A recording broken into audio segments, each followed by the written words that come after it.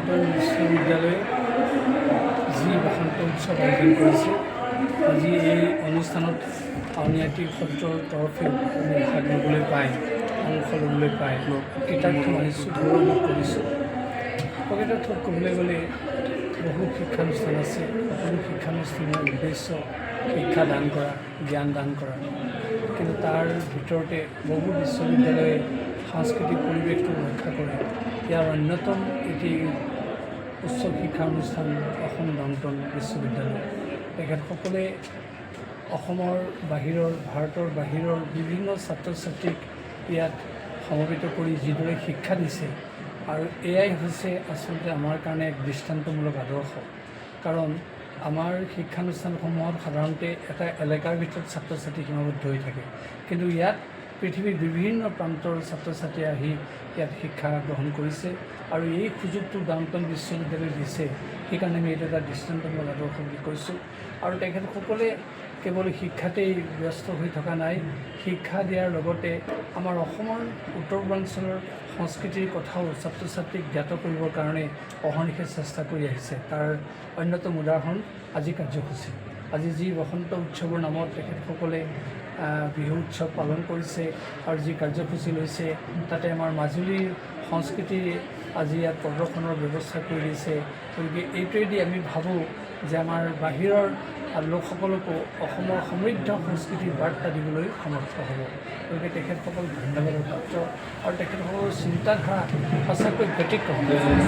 গম পায় যোৱাবাৰ আমি ইয়াতে দিল্লীত উপাধি গ্ৰহণ কৰিছিলোঁ, তেখেতসকলে দিল্লী উপাধি দিছে।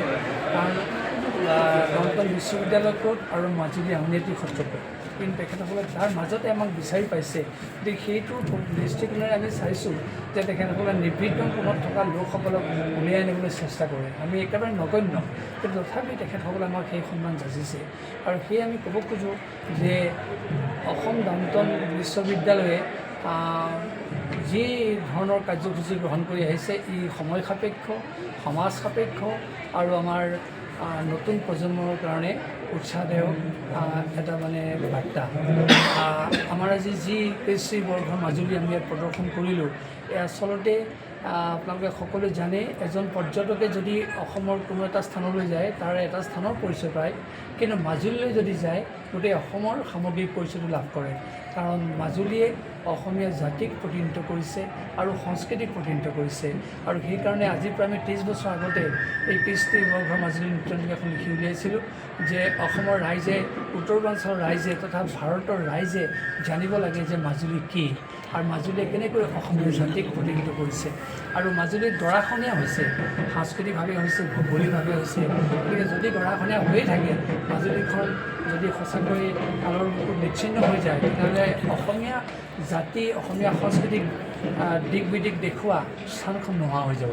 সেইকাৰণে আমি সদায় ভাবোঁ Majuli is the backbone of Assamese society, and Majuli is the biggest river island in the world.